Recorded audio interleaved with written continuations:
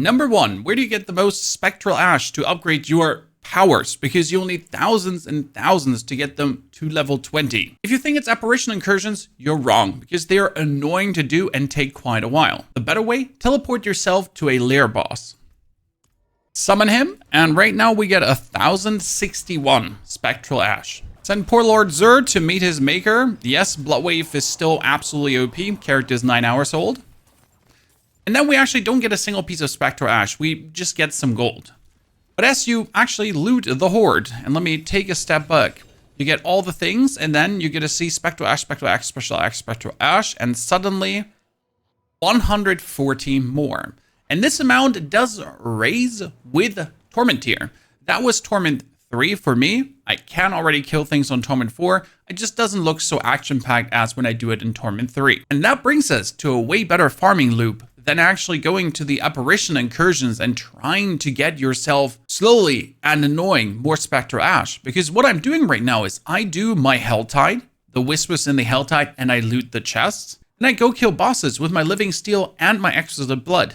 And here you need to keep in mind that the bosses are not only dropping Lord Zur loot. This changed. All the lair bosses, they drop half and half.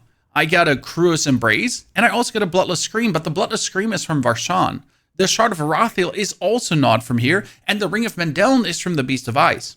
Yes, bosses will still drop their specific loot, but they also have a chance to drop just general unique loot. And they drop another amazing thing on top. That would be simply the Tribute of Titans. Ta-da! Take these into the Undercity to get yourself Lair Boss Horde Keys.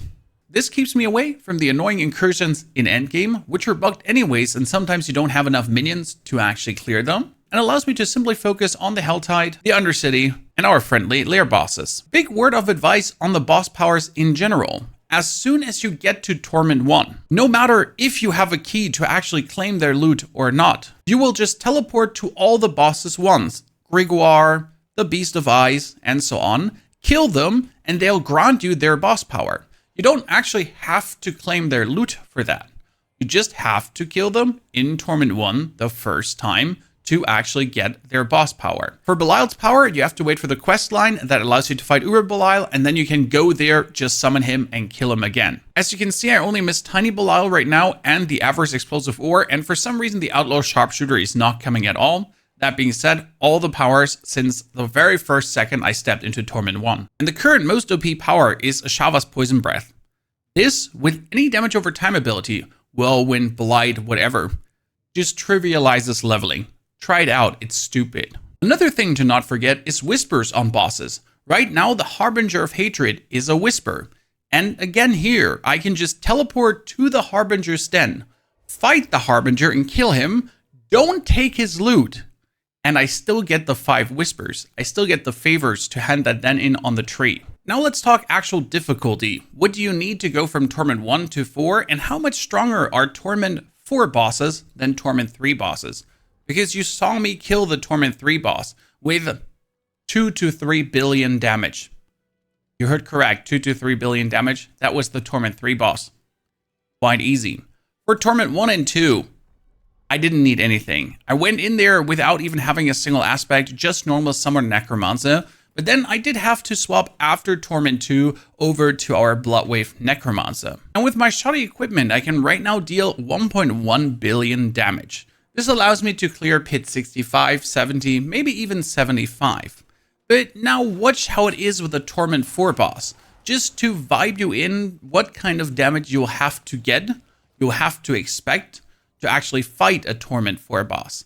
I have all my overpowered damage up. It's Torment 4, it's Lord Zur. I used to just do one single Bloodwave and he dies. Okay, cool. You've all seen it before. Now, if we're fighting the man here, I'm throwing my Blight in, and I do this. So you see like 300 million, 400 million, right? And then again, I was actually not overpowered.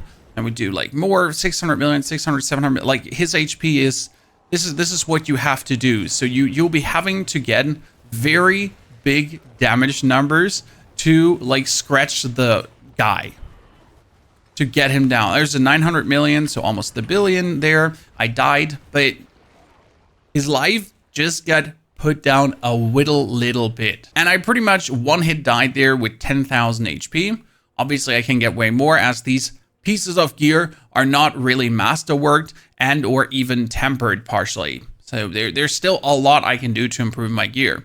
But it's too feeling to give you for tier 4. The jump from 3 to 4 is quite extreme. 3 I can do without even looking at the screen. And for some reason, they forget to tell us something about the seasonal journey. Seasonal journey 1 doesn't give you anything, just some basic loot.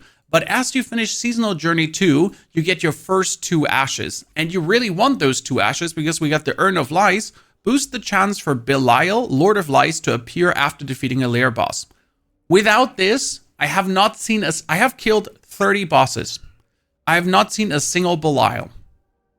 30 stashes open up, not a single Belial has happened. Without these points, you're probably not going to see him a lot. The next 2 points I'm probably going to get when finishing 3. Again, it doesn't say anything about this. It didn't say anything here in the rewards as well. I would assume I get another 2 points as I then finish number 3. Here, do keep in mind that when you upgrade your powers, want to spread it out. It says upgrade boss powers to rank 12 4 times. Here it was rank 8 4 times. Do not use your Spectral Ash, I have 1,200, to just slam this now. It's 160. Sure, I could push this to 20, but why would I? I play 4 powers, so I'd rather just move them up to 12 to then actually be able to get my Spectral Ash, to meet more Belials, to be able to kill more Uber Belials, because if you get the normal Belial, you can kill the Uber Belial, who can then give you any loot you're looking for. And now to the reputation grind. What should you do? Where should you go? Defeat Belial's apparition incursions and slay bosses across Sanctuary to raise Unveiler's Oath rank.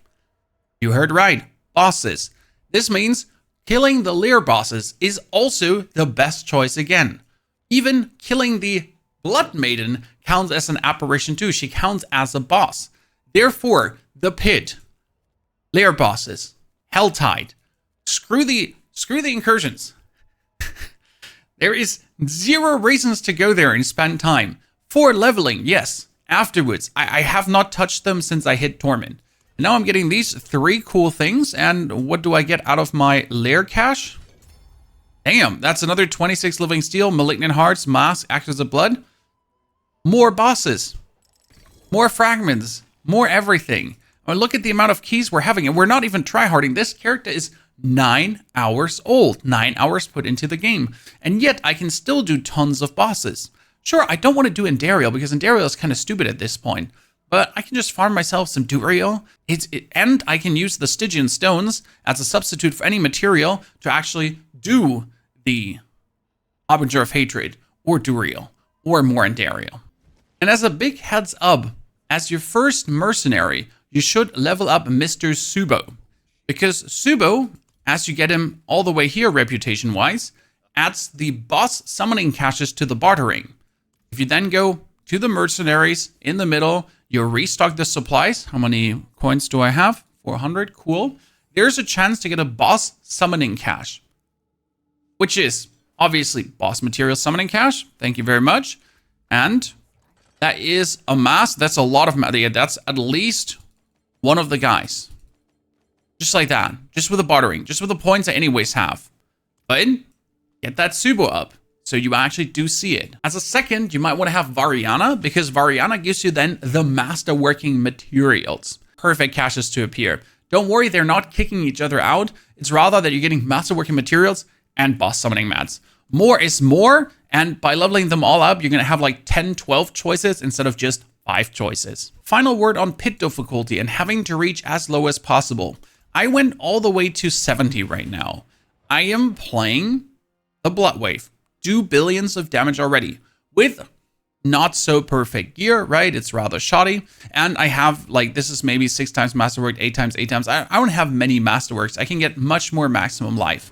Yet, if you're looking at what we're doing here, so we're going to be hitting them for, there you go, multi-millions, hundreds, millions, up to billions of damage.